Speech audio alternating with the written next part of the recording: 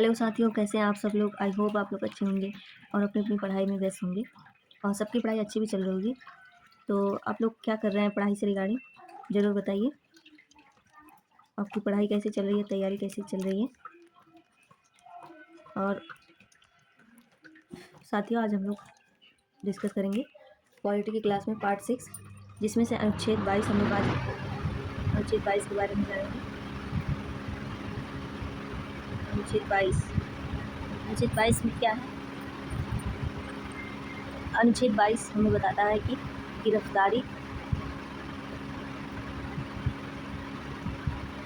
गिरफ्तारी एवं निरोध। प्रीवियस क्लास में हम लोगों ने अनुच्छेद 21A तक डिस्कस कर लिया था। उसमें से जितने भी बातें थी हम लोगों ने यहाँ पे डिस्कस किया था, अच्छे से विस्तृत एकदम डिटेल वे में आप लोगों को बताया गया। तो प्रीवियस क्लास से रिगार्डिंग कुछ भी आपको अगर पूछना हो, कोई डाउट हो तो ज़रूर कमेंट बॉक्स में पूछिएगा। तो आप लोग साथियों यकीन मानिए, जितना भी आपको यहाँ पे बताया जाता है लेक्चर में, जितना भी आपको लिखवाया जा रहा है, जो भी डिस्कस किया जा रहा है, वो आपके लिए बहुत ही बेनिफिशियल साबित होगा। तो आप लोग बिल्कुल ट्रस्ट बनाए हुए रखते हुए पढ़ते रहिए, मेरा साथ दीजिए और वीडियो को पूरा देखा करिए, ठीक है, ताकि आपको इस विषय की समझ और बेहतर हो सके आपकी। तो हम लोग बात कर रहे हैं अनुच्छेद 22 गिरफ्तारी एवं निरोध के संबंध में संरक्षण। इसमें क्या है कि साथियों, आप लोग इस पे एक पॉइंट हम लोग डिस्कस करेंगे। वो पॉइंट है कि अगर पुलिस बिना कोई कारण बताए आपको गिरफ्तार कर ले, आपके परिवार को सूचना भी ना दे, है ना, वकील से मिलने ना दे और कई दिनों तक जेल में बंद रखे, तो क्या ऐसा लोकतंत्र हो सकता है? तो बताइए। लेकिन हमारा संविधान कहता है ऐसा नहीं हो सकता। पुलिस और सरकार की शक्तियों पर भी संविधान की सीमा है, ठीक है। सब पर संविधान की सीमा लगी हुई है, ठीक है। इसलिए अनुच्छेद 22 जो है नागरिकों को गिरफ्तारी के समय महत्वपूर्ण सुरक्षा प्रदान करता है। जैसे कि इस पर हम लोग बात कर लिए थे, लेकिन फिर से चर्चा कर लेते हैं, आपका रिवीजन ही हो जाएगा। एक लड़का है जिसका नाम सुरेश है, वो गिरफ्तार कर लिया जाता है। अब पुलिस बिना बताए उसे जेल भेज सकती है, और उसे क्यों गिरफ्तार किया ये भी नहीं बताया गया। तो ऐसा कर सकती है? नहीं कर सकती। उसके लिए और ये भी बताइए आप लोग कि क्या उसे वकील से मिलने का अधिकार है? हाँ है, लेकिन पुलिस उसे बिना बताए और उसके परिवार को बिना सूचना दिए उसे गिरफ्तार नहीं कर सकती, है ना। तो क्यों उसे कई दिनों तक मजिस्ट्रेट के सामने पेश किए बिना हिरासत में रखा जा सकता है? नहीं रखा जा सकता। ये भी एक प्रश्न है कि नहीं रखा जा सकता, ठीक है। उत्तर है इसका। तो यही सभी क्या है, अधिकार अनुच्छेद 22 के अंतर्गत हमें मिला हुआ है। ये हमारे लिए क्या है, ब्रह्मास्त्र है, ठीक। ये भी तो हम लोगों ने अभी क्या समझा कि अनुच्छेद 22 जो है गिरफ्तारी और निरोध के संबंध में संरक्षण देता है। साथियों, अनुच्छेद 22 जो है अपराधियों की रक्षा नहीं करता। हम ये नहीं कह रहे, हमारा संविधान ये नहीं कह रहा कि हम अपराधियों की रक्षा करेंगे, उन्हें गिरफ्तार करने नहीं देंगे, लेकिन कानून के शासन, रूल ऑफ लॉ की रक्षा करता है। लोकतंत्र में हर व्यक्ति के साथ कानूनी प्रक्रिया का पालन होना आवश्यक है, ऐसा हमारा संविधान कहता है कि लोकतंत्र में हर व्यक्ति के साथ कानूनी प्रक्रिया का पालन होना आवश्यक है। अब अनुच्छेद 22 के दो भाग होते हैं। भाग एक है सामान्य गिरफ्तारी, ऑर्डिनरी अरेस्ट। ये क्या होता है सामान्य गिरफ्तारी?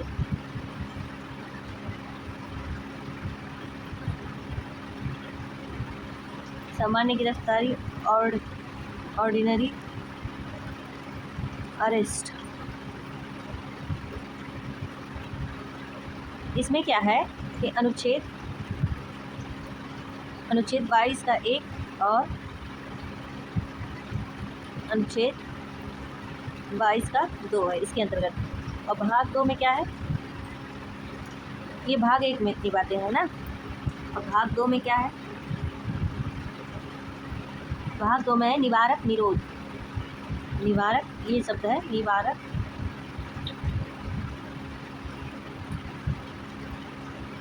निरोध, यानी कि प्रिवेंटिव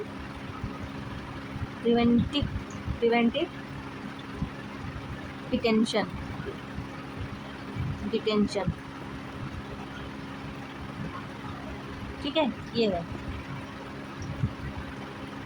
इसमें क्या है, अनुच्छेद के संबंध में अनुच्छेद कौन कौन से है, अनुच्छेद 22 का 3 से लेकर 22 के 7 तक है, ठीक है। अब पहला संरक्षण इसमें है क्या, ये भी जानते हैं हम लोग। पहला संरक्षण है गिरफ्तार व्यक्ति को, क्या है इसमें, क्या कहा गया है कि गिरफ्तार व्यक्ति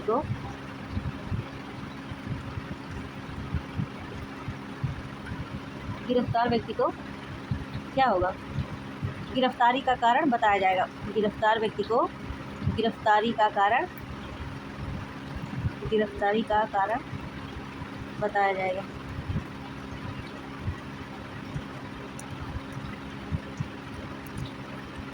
और दूसरा है अपनी पसंद के वकील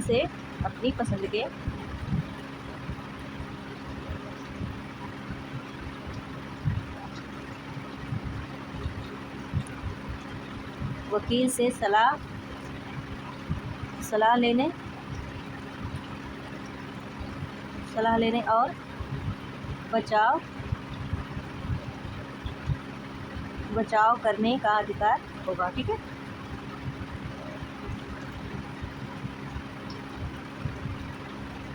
अधिकार होगा। अब इसको हम लोग एक स्टोरी के माध्यम से समझते हैं। यदि पुलिस केवल इतना कहे चलो हमारे साथ, लेकिन कारण ना बताए, तो क्या यह सही है, नहीं सही है, ठीक है। और दूसरा क्या है, दूसरा संरक्षण क्या है कि अनुच्छेद 22 का 2 में क्या बताया गया है। पहला संरक्षण हम लोगों ने देखा, दूसरे संरक्षण में है अनुच्छेद 22 का 2 गिरफ्तार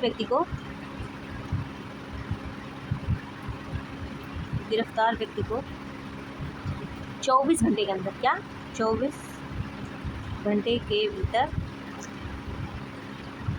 निकटतम मजिस्ट्रेट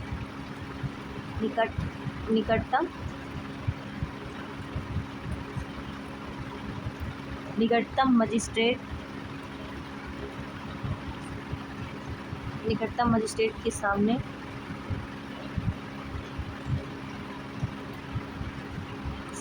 प्रस्तुत करना अनिवार्य है, ठीक है। ये चलो, यात्रा का समय अलग माना जाता है, ठीक है, इसमें ये चीज़ भी इंक्लूड है।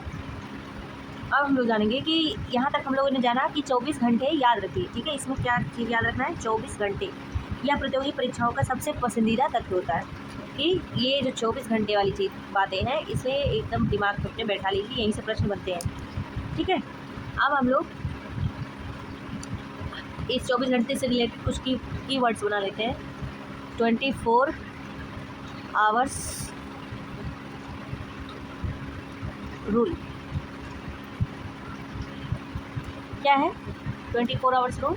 पहले गिरफ्तारी कर ली गई है ना, गिरफ्तारी कर ली गई, फिर 24 घंटे के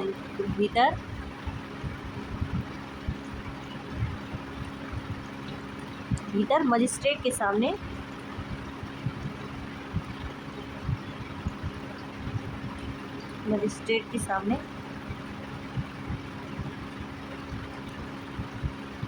पेश होगा, है ना, ये चीज़ें हैं। अब इसमें अपवाद क्या है, एक्सेप्शन क्या है, एक्सेप्शंस है अपवाद। ये अधिकार लागू नहीं होंगे कब, ये अधिकार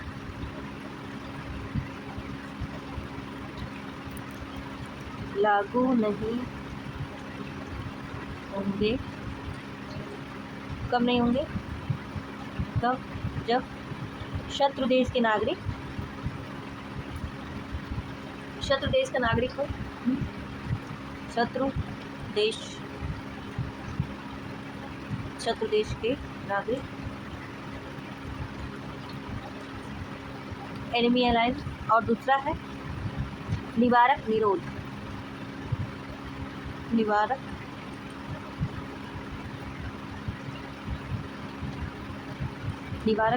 के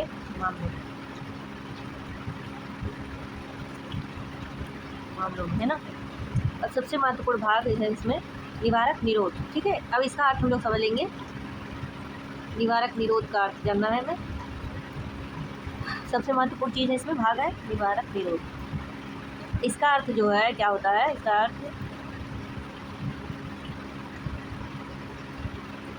अर्थ है जब किसी व्यक्ति को अपराध करने के बाद नहीं बल्कि भविष्य में संभावित अपराध रोकने के लिए पहले ही हिरासत में लिया जाए।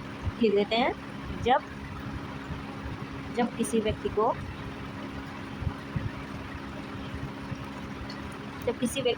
अपराध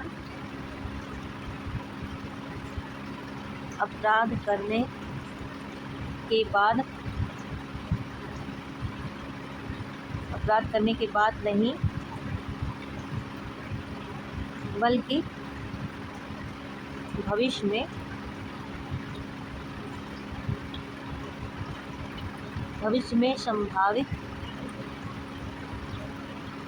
संभावित अपराध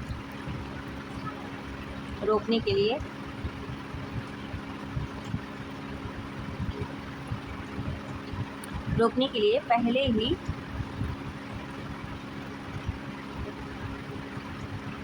हिरासत में लिया जाए।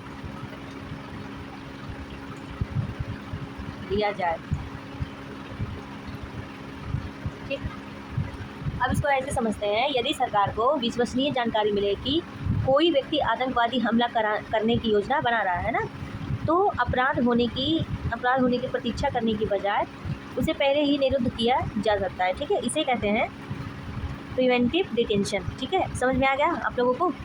यहाँ पे कोई डाउट हो तो ज़रूर कमेंट में पूछिए। यहाँ तक समझ में आ गया, मुझे तो उम्मीद है। ठीक है, अब क्या हम लोग बात करेंगे, अपराध के बाद सज़ा और अपराध होने से पहले रोकथाम। हम लोगों ने अभी तक ये सारी बातें जानी कि अपराध के बाद सज़ा और अपराध होने से पहले रोकथाम, दो चीज़ें हैं अनुच्छेद 22 के अंतर्गत। ठीक, निवारक निरोध में सुरक्षा क्या है? अनुच्छेद 22 के 4 से अनुच्छेद 22(7) के अंतर्गत लंबे समय तक निरोध पर कानूनी सीमाएं हैं, है ना, ये भी है। और सलाहकार बोर्ड, एडवाइजरी बोर्ड द्वारा समीक्षा की जाती है और संसद को कानून बनाने की शक्ति है इसमें। चलिए इस पर लिखवा देते हैं, निवारक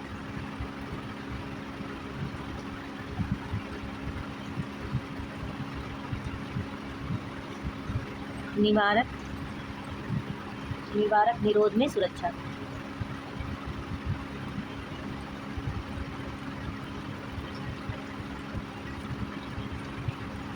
निवारक निरोध में सुरक्षा है आर्टिकल 22 के 4 से 22 के 7 के अंतर्गत। ठीक है,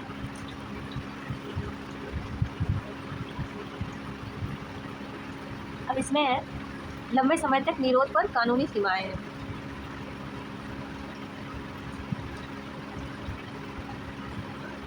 लंबे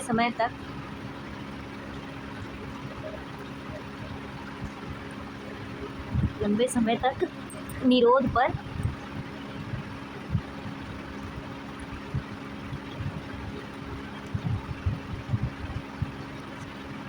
कानूनी सीमाएं हैं। और सलाहकार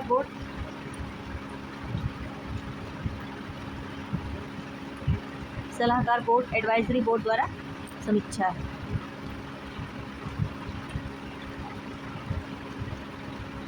और क्या है, संसद को कानून बनाने की शक्ति है।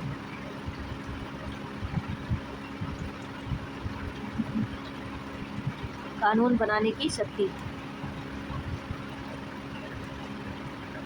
ये चीज़ें भी महत्वपूर्ण थी। तो अब हम लोग यहाँ तक जान चुके हैं। अब हम लोग सामान्य गिरफ्तारी और निवारक निरोध के बारे में और रिवीजन कर लेते हैं। यहाँ तक हम लोगों ने पढ़ लिया। अब सामान्य गिरफ्तारी में क्या होता है कि अपराध के बाद गिरफ्तारी हो जाती है, और निवारक निरोध में क्या होता है कि संभावित अपराध रोकने के लिए गिरफ्तारी होती है ना। और ये अनुच्छेद 22(1) से लेकर 2 तक संबंधित है, और निवारक निरोध अनुच्छेद 22 के 3 से लेकर 7 तक संबंधित है। ठीक, और इसमें क्या है, सामान्य गिरफ्तारी में क्या होता है कि कारण होता है, वकील होते हैं और 24 घंटे की सुरक्षा होती है। और निवारक निरोध में विशेष प्रावधान और सीमित संरक्षण होता है। ठीक है, अब इसके रिलेटेड तथ्य जो है अनुच्छेद 22 जो है सभी व्यक्तियों पर्सन्स पर लागू होता है और 24 घंटे में मजिस्ट्रेट के सामने पेश करना अनिवार्य होता है, ये भी हम लोगों ने जाना। और है वकील से मिलने का अधिकार है और गिरफ्तारी का कारण बताना आवश्यक है। अब चलिए यहाँ तक हम लोगों ने सब समझा। अगर आपका कोई डाउट हो तो ज़रूर मुझे कमेंट बॉक्स में बताइए, उसको दूर किया जाएगा, ठीक है। अभी तक हम लोगों ने क्या समझा कि हमने समानता, स्वतंत्रता और गिरफ्तारी के समय मिलने वाले अधिकारों को समझा, ठीक है। अब हम मौलिक अधिकारों के उस समूह में प्रवेश करेंगे जो शोषण के विरुद्ध मानव गरिमा की रक्षा करता है ना। अब अगले टॉपिक के बारे में हम लोग पढ़ेंगे कि अनुच्छेद 23 मानव तस्करी, बेगार और बंधुआ मजदूरी का निषेध, जो कि हमारे परीक्षा की दृष्टिकोण से परीक्षा में जो हमारे एग्ज़ाम आने वाले हैं उनमें इससे भी प्रश्न बनते हैं। तो चलिए उस पर बात कर लेते हैं। अनुच्छेद 23 टॉपिक है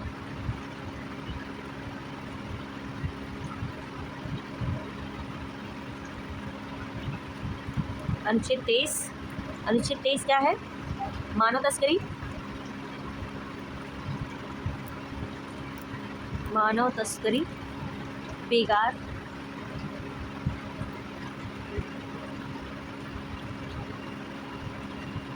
बेगार, एवं बंधुआ मजदूरी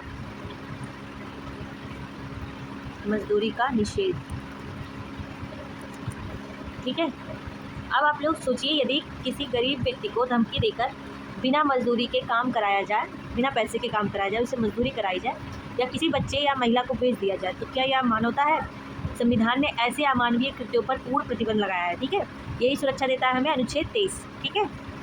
रामू एक गरीब मजदूर है ना, और एक जमींदार उससे दिन रात काम करवाता है लेकिन मजदूरी नहीं देता और धमकी भी देता है कि यदि काम छोड़ेंगे तो मार देंगे, ठीक है। तो क्या यह कानूनी है? तो नहीं है। यह बेगार के और बलात् श्रम, फोर्स्ड लेबर है, ठीक है, जिस पर अनुच्छेद 23 रोक लगाता है। अनुच्छेद 23 क्या है? निषेध करता है कौन कौन सी चीज़ें? मानव तस्करी, बेगार है ना, कि बिना पैसे की मजदूरी करवाना, और बंधुआ मजदूरी, बंधुआ मजदूरी और अन्य प्रकार के बलात् श्रम, ठीक है। अब इसमें महत्वपूर्ण शब्द है मानव तस्करी।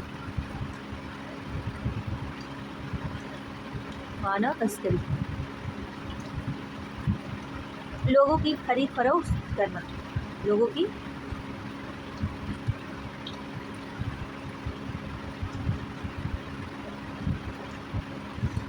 की खरीद फरोख्त करना। उदाहरण जैसे महिलाओं की तस्करी करना, बच्चों की तस्करी करना और यौन शोषण हेतु तस्करी करना। और है दूसरा बेगार में है बिना मजदूरी के जबरन काम करवाना, बिना मजदूरी के जबरन काम करवाना। अब बंधुआ मजदूरी किसे कहते हैं?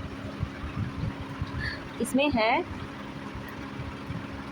पहले तो लिख देते हैं, बंधुआ मजदूरी कर्ज या दबाव के कारण किसी को वर्षों तक जबरन काम करवाना, इसे कहते हैं बंधुआ मजदूरी। कर्ज,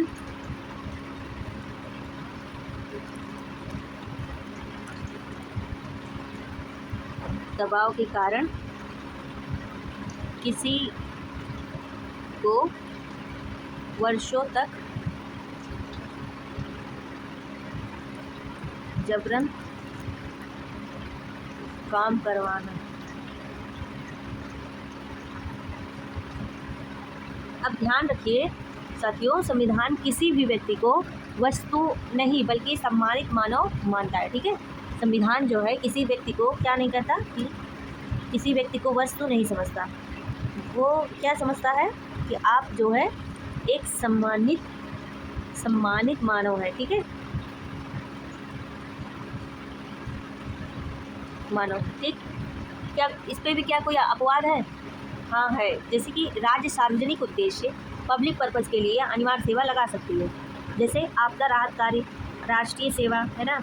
लेकिन इसमें धर्म, जाति, लिंग आदि के आधार पर भेदभाव नहीं किया जा सकता। इससे रिलेटेड एक केस है कि चलिए उस पर भी डिस्कस कर लेते हैं। Peoples Union for Democratic Rights versus Union of India 1982। चलिए लिखते हैं इस केस के बारे में। People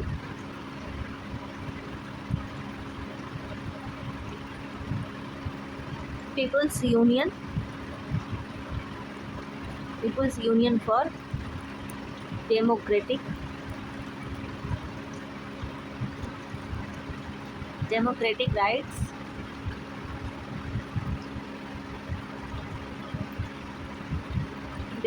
rights versus Union of India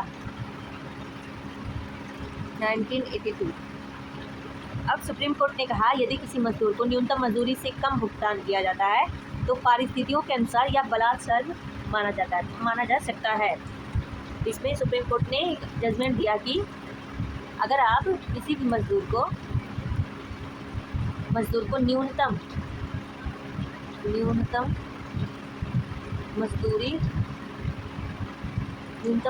मजदूरी से कम भुगतान करते हैं तो इसे क्या कहा जाएगा? बलात् श्रम, फोर्स्ड लेबर कहा जा सकता है।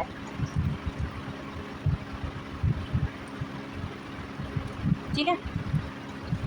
अब तक हम लोगों ने क्या सीखा कि अनुच्छेद 30 में मानव तस्करी निषिद्ध है, बेगार निषिद्ध है और बंधुआ मजदूरी भी नहीं कराई जा सकती है, बलात् श्रम भी नहीं हो सकता, और ये जो है सभी व्यक्तियों पर लागू है।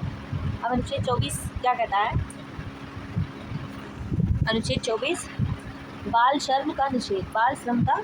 ठीक है, अनुच्छेद 24 में है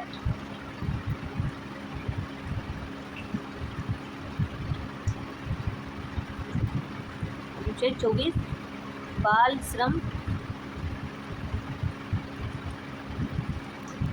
श्रम का निषेध। ठीक।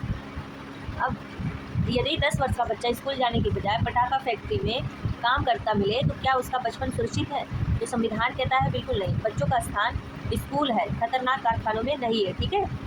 अब 10 वर्षीय मोहन है और वो एक पटाखा फैक्ट्री में काम पर लगा दिया जाता है, तो क्या यह संवैधानिक है? नहीं संवैधानिक, क्योंकि अनुच्छेद 24 इसकी अनुमति नहीं देता। ठीक है। अब हम लोग अनुच्छेद 24 में कुछ और बातें जानेंगे, जैसे कि 14 वर्ष से कम आयु के किसी भी बच्चे को 14 वर्ष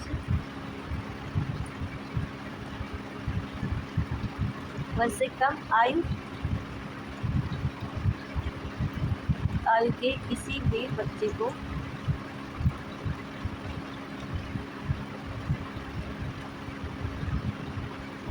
को क्या नहीं है कि कारखानों, फैक्ट्री, खानों, माइंस और अन्य खतरनाक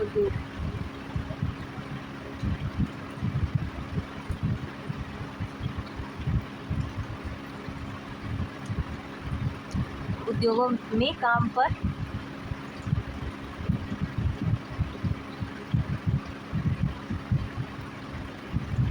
नहीं लगाया जाएगा। ठीक है, ये सारी चीज़ें हैं। अब यहाँ पे हम लोग ध्यान दीजिए कि अनुच्छेद 24 सभी प्रकार के बाल श्रम पर नहीं बल्कि विशेष रूप से खतरनाक उद्योगों में 14 वर्ष से कम आयु के बच्चों को रोजगार पर रोक लगाता है। ठीक है। अब एग्जाम पॉइंट ऑफ व्यू से कौन सी चीज़ें महत्वपूर्ण है? आयु, जैसे कि 14 वर्ष से कम, यहाँ पे लिखा गया ना 14 वर्ष से कम, तो कहाँ पर काम नहीं कर सकता? फैक्ट्री में, खानों में और खतरनाक उद्योगों में। और महत्वपूर्ण कानून क्या है? बाल एवं किशोर श्रम प्रतिषेध एवं विनियमन अधिनियम 1986 के बाद के संशोधनों, विशेषकर 2016 द्वारा बाल श्रम पर और कड़े प्रावधान किए गए। चलिए इसको लिख लेते हैं, ये महत्वपूर्ण है। महत्वपूर्ण कानून इस पर क्या आया था?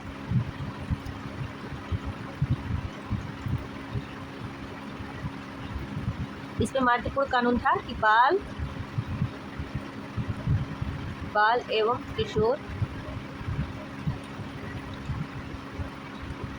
किशोर श्रम प्रतिषेध एवं विनियमन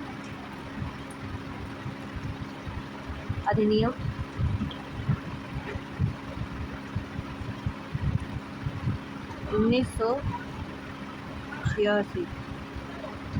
1986 में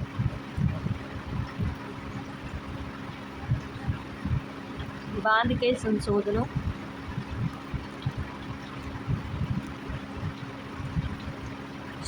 विशेषकर 2016 द्वारा बाल श्रम पर और कड़े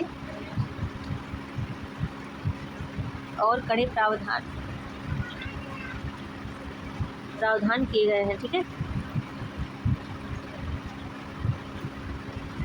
अब यहाँ पे अगर 12 वर्ष का बच्चा पटाखा फैक्ट्री में काम करता है मिले तो कौन सा अनुच्छेद लागू होगा? अनुच्छेद 24 लागू होगा। ठीक है, यहाँ तक हम लोगों ने जाना। अगर आपको कोई डाउट हो तो जरूर कमेंट में पूछिएगा। अनुच्छेद 24 क्या है कि 14 वर्ष से कम आयु के बच्चों को फैक्ट्री, खान और अन्य खतरनाक उद्योगों में नियोजन निषिद्ध है। लागू किस लिए किया गया?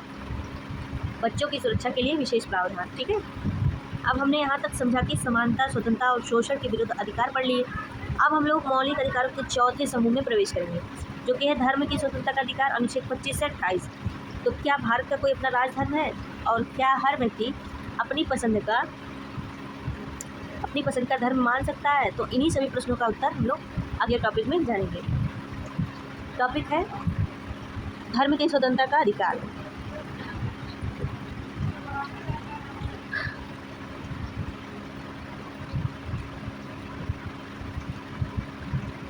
चलिए यहाँ पे बात करते हैं धर्म की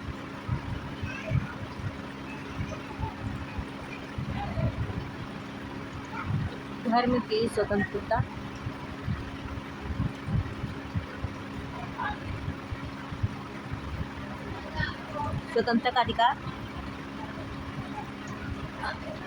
अनुच्छेद 25 से 28। ठीक, अनुच्छेद 25 से 28 तक। अब आप लोग सोचिए, अगर सरकार का आपको कह दे कि आज से अपना धर्म नहीं मान सकते, है ना, मस्जिद, मंदिर, गुरुद्वारा नहीं जा सकते और अपनी धार्मिक मान्यताओं का पालन नहीं कर सकते, तो क्या यह लोकतंत्र होगा? भारत जो है दुनिया का सबसे बड़ा लोकतंत्र है और यहाँ हर व्यक्ति को अपने धर्म को मानने, पालन करने और प्रचार करने की स्वतंत्रता दी गई है। ठीक है, लेकिन क्या यह स्वतंत्रता पूरी तरह असीमित है? क्या कोई धर्म के नाम पर कुछ भी कर सकता है? तो आज हम आज के टॉपिक में इन्हीं सारे प्रश्नों का जवाब जानेंगे। ठीक है, मौलिक अधिकारों का चौथा समूह है धर्म की स्वतंत्रता का अधिकार। अब स्वतंत्रता का अधिकार अनुच्छेद 25 से 28 तक है। तो इसका उद्देश्य क्या है? सभी धर्मों को समान सम्मान देना। सभी धर्मों को समान सम्मान देना। ठीक है, और क्या है? प्रत्येक व्यक्ति को धार्मिक स्वतंत्रता देना। धार्मिक स्वतंत्रता देना। ठीक है, भारत को जो है धर्मनिरपेक्ष सेकुलर राष्ट्र बनाए रखना। एक मिनट, भारत को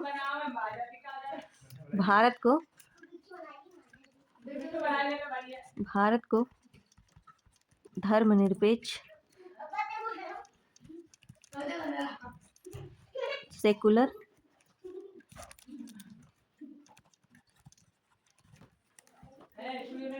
राष्ट्र बनाए रखना। ठीक है, धर्मनिरपेक्ष का अर्थ होता है धर्म विरोधी नहीं होता। इसका अर्थ है राज्य का अपना कोई धर्म नहीं होगा और सभी धर्मों के साथ समान व्यवहार किया जाएगा। ठीक है, अब अनुच्छेद 25 जो है अंतःकरण की स्वतंत्रता तथा धर्म को मानने, पालन करने और प्रचार करने की स्वतंत्रता है। ठीक है, तो क्या अधिकार देता है अनुच्छेद 25? अनुच्छेद 25 जो है अनुच्छेद 25 क्या अधिकार देता है? प्रत्येक व्यक्ति को फ्रीडम ऑफ अंतःकरण की स्वतंत्रता देता है। पहला क्या है? अंतःकरण की स्वतंत्रता। दूसरा है धर्म को मानना।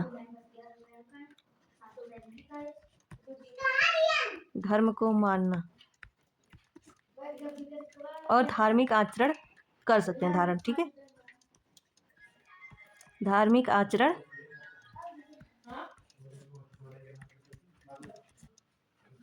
और धर्म का प्रचार करना।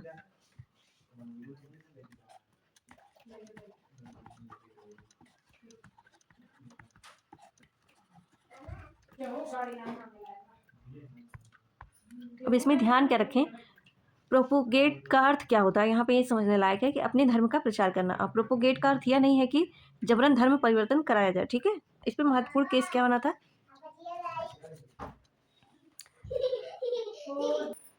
इस पे सुप्रीम कोर्ट ने कहा था कि धर्म का प्रचार करना मौलिक अधिकार है, लेकिन जबरन या प्रलोभन देकर धर्म परिवर्तन कराना मौलिक अधिकार नहीं है। तो क्या प्रतिबंध लग सकते हैं, हाँ लग सकते हैं, पब्लिक ऑर्डर में, मॉरलिटी में और हेल्थ पर। अगर इन सारी तीनों चीज़ों पे अगर कोई अड़चन आती है तो उस पर प्रतिबंध लग सकते हैं। उदाहरण में, यदि कोई धार्मिक जुलूस हिंसा फैलाए तो सरकार उस पर रोक लगा सकती है, ठीक है। सिखों द्वारा कृपाण धारण करना, ये भी एक महत्वपूर्ण तथ्य है, पूछा जाएगा एग्जाम में कि सिखों द्वारा, इसको लिखते हैं,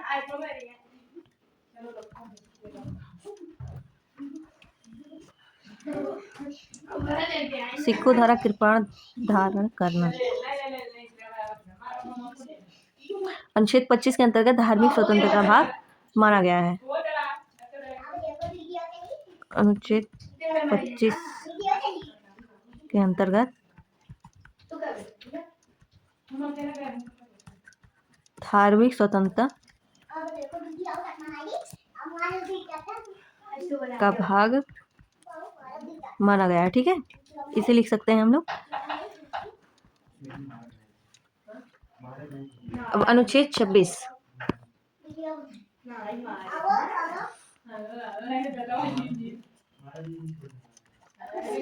अनुच्छेद 26 जो है धार्मिक संस्थाओं के प्रबंधन की स्वतंत्रता, धार्मिक संस्थाओं के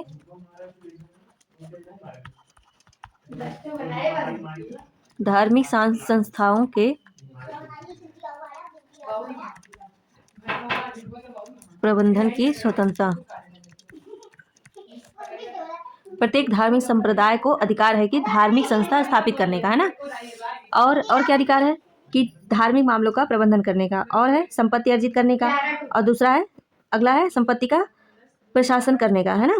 जैसे कि राम मंदिर चढ़ावा जो अभी हाल फिलहाल की घटना है, तो उससे भी रिलेटेड आप लोग रिलेट कर सकते हैं इस चीज़ को, ठीक है। इस पर प्रमुख एक केस आया था, शिरूर मुक्त केस 1954। इसमें क्या था, है जिनकी अब आवत ही बतावत ही, अभी बता गेली है कि ना बोले, जब बढ़ावे बेटा तब सब जनी टूट पड़ी हैं, ओके पहले सबको नहीं आई लाल।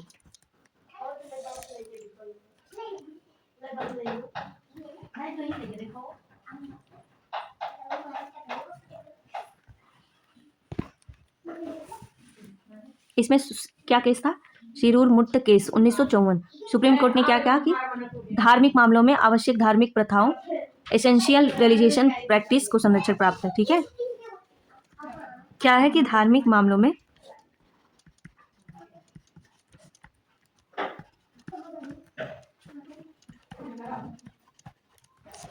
आवश्यक धार्मिक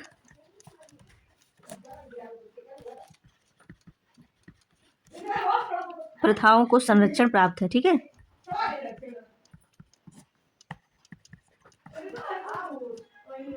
और अनुच्छेद 27 क्या है, अनुच्छेद 27, अनुच्छेद 27 में है, किसी विशेष धर्म के प्रचार हेतु कर देने के लिए बाध्य नहीं किया जाएगा, ठीक है। किसी विशेष धर्म के,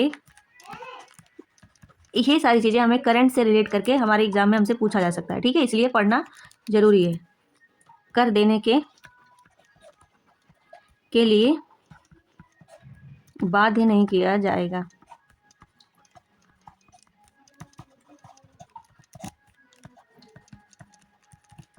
ठीक है।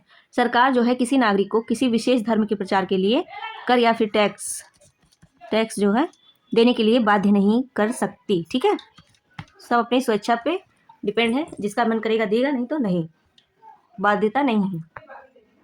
यदि सरकार कहे कि सिर्फ मंदिरों के प्रचार के लिए नया टैक्स लगेगा तो क्या यह संवैधानिक होगा? नहीं होगा। ठीक है, अगर हम लोग अयोध्या के राम मंदिर जाते हैं और दर्शन करते हैं और वहाँ की जो संस्था है और हमसे कहे कि जबरन आपको यहाँ पे पैसा इतना चढ़ाना है, इतना फीस शुल्क है, तो ऐसा कुछ नहीं है। ठीक है, नहीं ऐसा कराया जा सकता।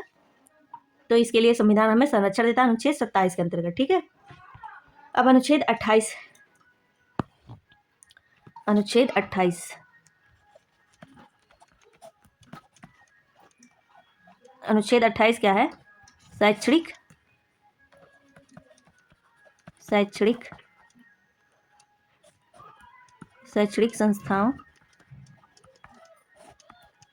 संस्थाओं में धार्मिक शिक्षा। अब इसमें है सरकारी विद्यालय, धार्मिक शिक्षा नहीं दी जाएगी सरकारी विद्यालयों में, है ना।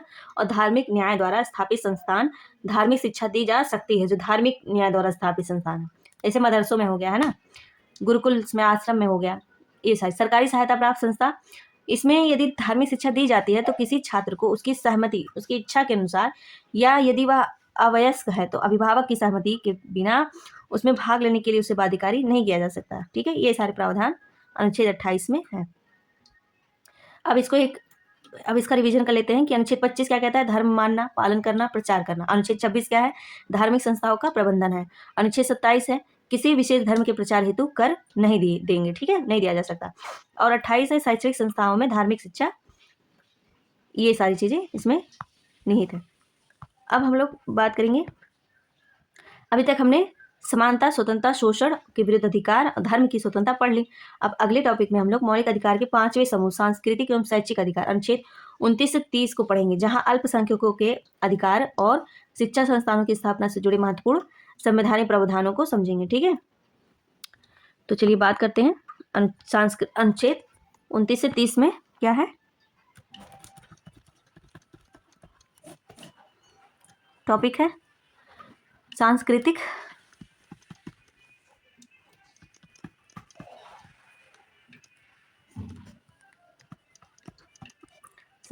एवं शैक्षिक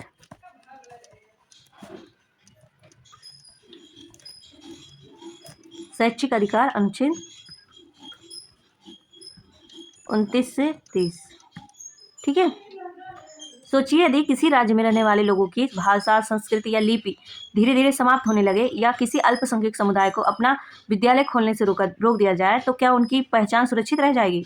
रह पाएगी? ऐसा नहीं हो पाएगा। ठीक है, भारत ने अनेक भाषाओं, संस्कृतियों और परंपराओं का भारत जो है क्या है? अनेक भाषाओं, संस्कृतियों और परंपराओं का देश है। ठीक है, इसलिए संविधान ने अनुच्छेद 29 से 30 के माध्यम से सांस्कृतिक विविधता और अल्पसंख्यकों के शैक्षिक अधिकारों को विशेष संरक्षण दिया है। ठीक है, अब मौलिक अधिकारों का 5वां समूह है कौन सा? सांस्कृतिक एवं शैक्षिक अधिकार अनुच्छेद 29 से 30। सांस्कृतिक एवं शैक्षिक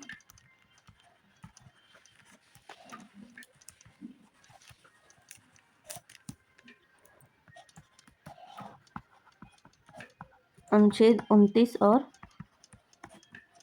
30। अब इसका उद्देश्य क्या है? भारत की भाषाई एवं सांस्कृतिक विविधता की रक्षा करना, है ना। और दूसरा है अल्पसंख्यकों को अपनी पसंद के शैक्षणिक संस्थान स्थापित करने की स्वतंत्रता देना। ये सारी चीजें हैं। अब अनुच्छेद 29 भाषा, लिपि एवं संस्कृति का संरक्षण। क्या है अनुच्छेद 29? अनुच्छेद 29 है भाषा, लिपि एवं संस्कृति का संरक्षण। ठीक है, अनुच्छेद 29(1) भारत के किसी भी भाग में रहने वाले नागरिकों के ऐसे वर्ग को जिसकी अपनी अलग भाषा। अनुच्छेद 29(1) में क्या कहा गया है? भारत के किसी भी भाग में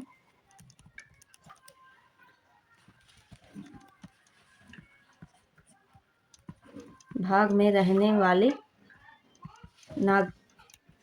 नागरिकों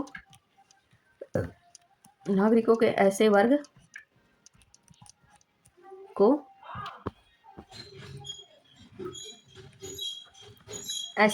जिसकी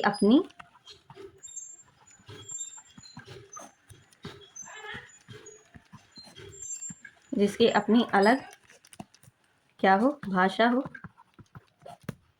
लिपि हो, संस्कृति हो, संस्कृति, उसे सुरक्षित रखने का अधिकार है। ठीक है, अब यहाँ पे ध्यान देना है कि अनुच्छेद 29 केवल अल्पसंख्यकों तक सीमित नहीं है, यह किसी भी ऐसे नागरिक वर्ग पर लागू होता है जिसकी अपनी विशिष्ट भाषा, लिपि या संस्कृति हो। ठीक है, यहाँ तक जान लिए। अब अनुच्छेद 29(2) अनुच्छेद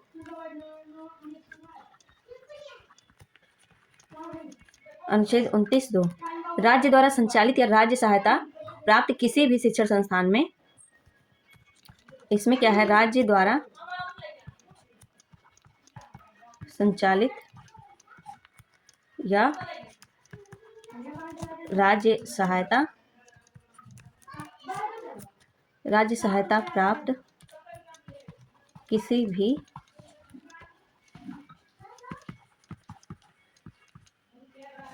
शिक्षण संस्थान में केवल जो है धर्म, जाति,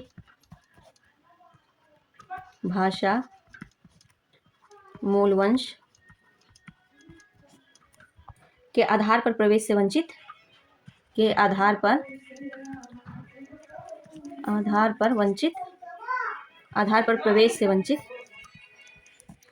प्रवेश से वंचित नहीं किया जा सकता, वंचित नहीं किया जा सकता।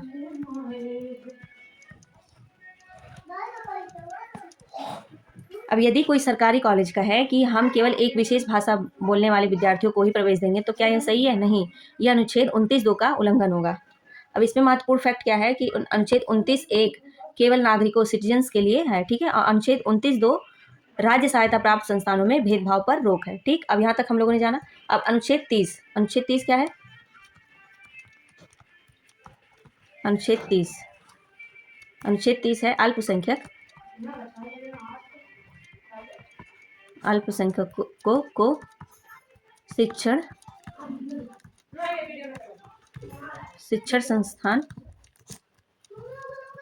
संस्थान स्थापित एवं संचालित करने का अधिकार है। इसमें है धार्मिक या भाषाई अल्पसंख्यकों को अधिकार है कौन कौन से? अपने शिक्षण संस्थान स्थापित करने का और उनका प्रशासन, एडमिनिस्ट्रेशन करने का। अपने स्वयं के शिक्षण संस्थान हम स्थापित कर सकते हैं।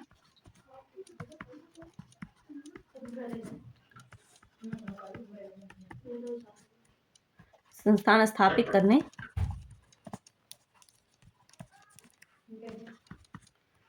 करने का और दूसरा है उनका प्रशासन करने का अधिकार है।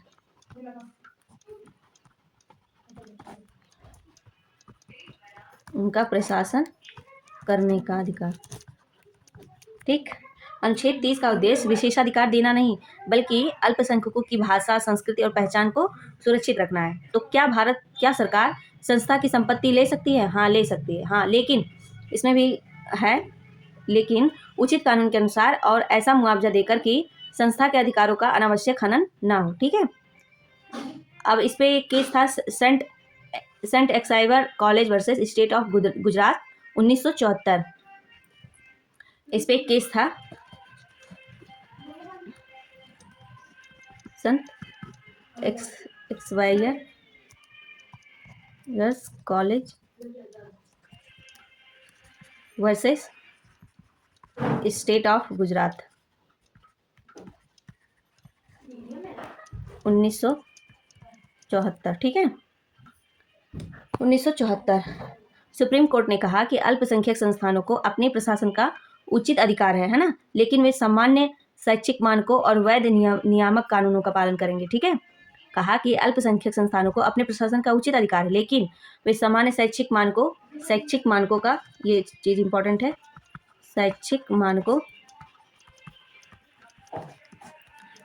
मानकों का और वैध नियामक कानूनों का, वैध नियामक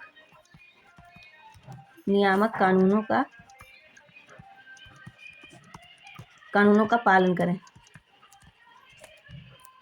करेंगे। अब टीएम में Pai foundation versus state of Karnataka 2002, इसमें क्या था, एक था और महत्वपूर्ण, टीएमए का 2002, इसमें क्या कहा गया, यह निर्णय अल्पसंख्यक शैक्षणिक संस्थानों के अधिकारों की व्याख्या करने वाला एक प्रमुख निर्णय है ना।